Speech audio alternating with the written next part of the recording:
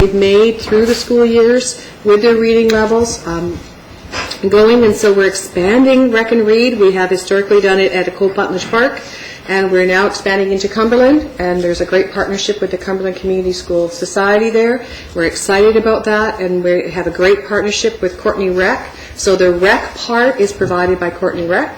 The reading part is provided by us. We feed them, we recreate with them, and we keep their reading levels up. And it's been a very successful program for many of our learners. And so we're pleased that we can double that. And already Alan has told me that there is interest from Rotary to supporting another site next year. So we could actually be at 3 sites. And that would be our desire, perhaps somewhere in East Courtenay like Quinish or somewhere like that, where we provide that same service for kids. It's been a very successful program. I can't finish the school year without recognizing the 100th year celebration of the City of Courtenay and letting you know that we have some partnerships over the course of the next 2.5 to 3 weeks, either in kind around building support or operational support, or many of our students are involved in many of those activities. So if you have an opportunity to join any of those celebrations, look at some of the young people who might be volunteering, participating, being part of the production of that. If it's a fine arts production, there's several. They are students from our district, and there's been great partnership with the City of Courtenay and the school district on that 100th year celebration. And just on that note, if you are a fine arts supporter at all, understand that the Valley is full of fine arts over the summer, and CYMC, of course, which we support at Isfeld. They use our building and they use a number of our resources around that, is filled with Comox Valley students. There are students who come from other places, in fact come from all over the world because of the high caliber of the offering, but many, many of those students belong to us. And so if you have an opportunity to see the I've done this a couple of times. If you want to be inspired, go to the chamber music concerts that occur midday. They're open to the public, or attend one of the fine arts performances. It's just magical. There is something unique about fine arts in the summer that occurs. I'm not sure what that is about. And very often it's outside, or maybe it's the venue, but the quality is very high, and most of those students are Comox Valley students. And then finally, just so that you're aware, I saw it in the paper, and I'm not sure if people understand, we have a partnership. So we are partnering behind the scenes with the Walking with Our Sisters exhibit, which is coming to the Comox Band Hall. That's an exhibit that speaks to the missing women in British Columbia and across the nation that are Aboriginal. It's a very moving topic. There will be an exhibit that it combines fine arts and text and spoken word and all kinds of different parts of that. And we've been a community partner in bringing it to the Valley. This is the first place in British Columbia that it will move on to different places, and Comox is the first place that it begins. And so if you have an opportunity to visit that, you will see and understand the wounds that has created within the Aboriginal community, the things that the Aboriginal community are doing to try and heal themselves, and the responsibilities and the respect that we have shown them in our Valley around those issues have been helped bring that to us. And just recently, my final piece about Aboriginal education is that 2 weeks ago, out of really the blue, we were contacted, Bruce and I, by a private benefactor who will be offering to our school district some high-profile, very rare Aboriginal artifacts. And we were chosen as a district because of our focus on Aboriginal learning, perhaps the very positive relationships that we have with the Aboriginal community. And there'll actually be, part of that exhibit will be on Friday night at the Comox Art Gallery, but they will be donated to our school district, and we will be able to use them with our curriculum, within our curriculum, and with our students. And that has come as a gift from the universe that was extremely lovely from benefactors who don't live here but had spent time in the Comox Valley years ago and have been doing the research about where they were going to donate their life's collection, and we were chosen as the school district for that to happen. So I'll tell you about that. I'm going to officially receive that on Friday night. So. Thank you. I'd just like to add, I had the opportunity and the pleasure to attend the long service and retirement board, and thank you, Mr. Douglas and Trustee Caton, for your leadership on that. It's kind of a bittersweet evening. We certainly acknowledge long service employees, but also say goodbye to many of our teaching staff, our teachers, our administrators, and having had an opportunity to do simple math, if you total up just the years of service for those who retired and string it all together and go back in time, it takes us to when the Magna Carta was. Wow. Wow. It's like 800 years ago. So it was 800 years of service for that cohort that retired. Move on to the Finance Committee. There is was no June meeting, but there is a report coming back from Secretary Treasurer Horswall. Yeah, thank you, Mr. Chairman. And before you go in, I'm just really impressed, and I say this because it's a June meeting, that you managed to work the word ballet and boat into your briefing note. The perils of autocorrect. Oh, that's funny. All right, now the test is going to find it.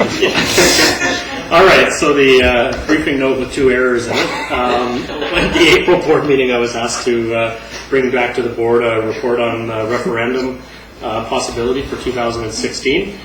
So it's kind of hard to... Sorry, I'm good. It's kind of hard to summarize legislation. What I have tried to do was pull out what I thought were the more important parts of the legislation on the front page. And then in the back, what I've done is actually attach the wording from the legislation so you can read it in its entirety. I guess what's important is when you do a referendum, you're doing it for 1 taxation year. The referendum monies can be either used for new programs, to enhance existing programs, for additional activities for students, or for local capital initiatives. And you cannot use referendum to balance your operating deficit. If it were to happen, it's always on the 3rd Saturday in April. We can contract with municipalities or do it ourselves. Through my research, I did end up talking to all 4 of our municipal partners, and it's not something that I believe we would be contracting them to do, partly because we don't have one municipality that represents the entire area.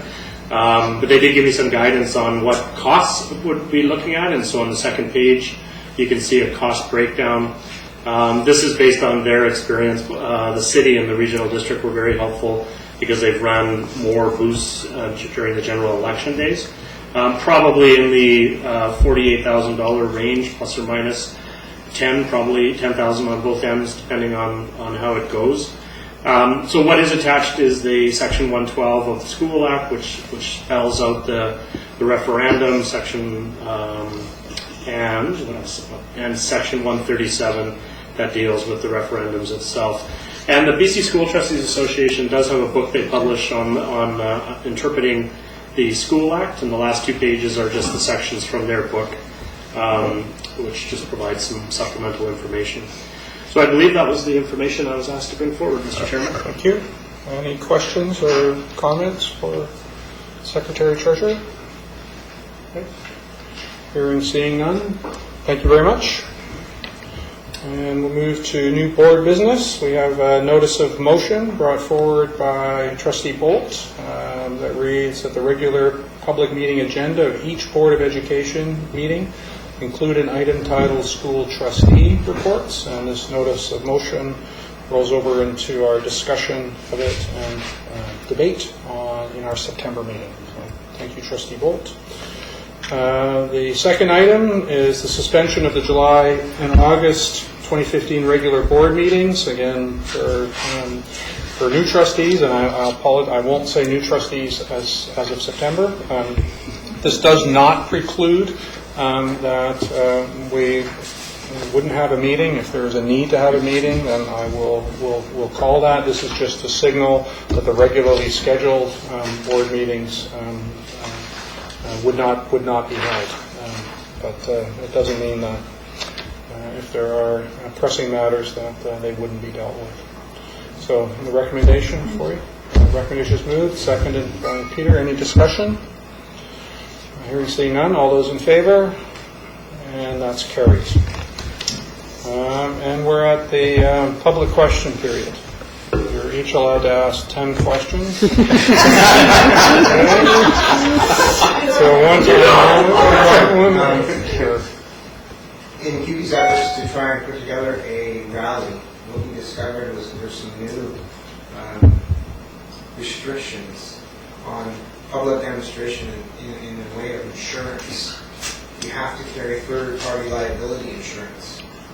So we went from Millennium Park to the thought of using our own facilities. We don't carry that kind of insurance.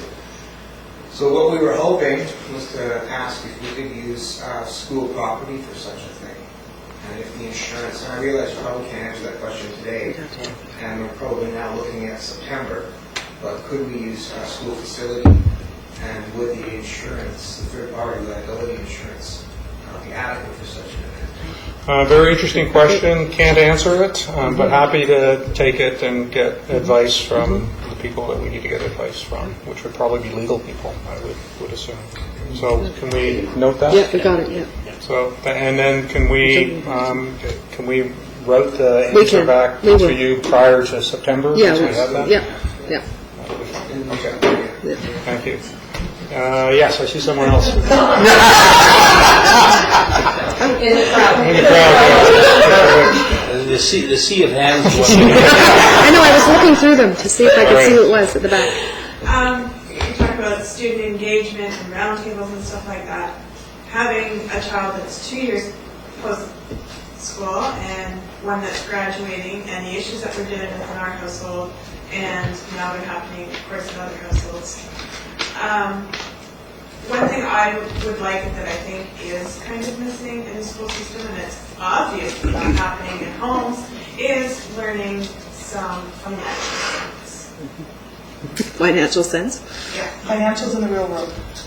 Financials They in do. the real world, and I don't think kids learn enough. They graduate and they go to post-secondary, and many of them move on to other facilities, and they have no concept around a lot of places are requiring leases, and the money disbursements are different than what the ads are. Like, they take the total and they want you to pay upfront in the first 9 months, and then the next 3 months are free because they're in a gem or something. But there's so much financial stuff that happens pretty quickly after graduation, and a lot of these kids have no money sense, and I'm gathering their parents don't either. So I think Is it something that the district could look at? So- Is teaching mandatory minimum It is financial it is something that we can look at. I'm also aware that in some of the high schools, and within the last couple of years, Isfeld being one of them, that there were volunteers who came in who made themselves available during noon hours and what to help around taxation, to help around landlord tenancy, Yeah, I don't think and so all much this. of that happened this year, but I know it did in Yeah, years past. so that's something through weekend, through the... But it is in the Bonington curriculum, for Yeah. sure, It's but it may not be so robust much- enough. There's so much in the news about finances and, Yeah. and learning stuff, and I'm finding more and more people, even my age and younger, who don't have that. And these kids are going out and really overwhelmed and causing a lot of Yeah. stress And anxiety. and anxiety on them. And kids, when they're planning to go away, they have to have some basic knowledge, and I'm finding that lacking. And I would like to see if maybe something could be mandatory. Duly noted, so Yeah. thank you. So with that, call for adjournment. It's a good idea. Peter, seconded by Ian. All those in favor?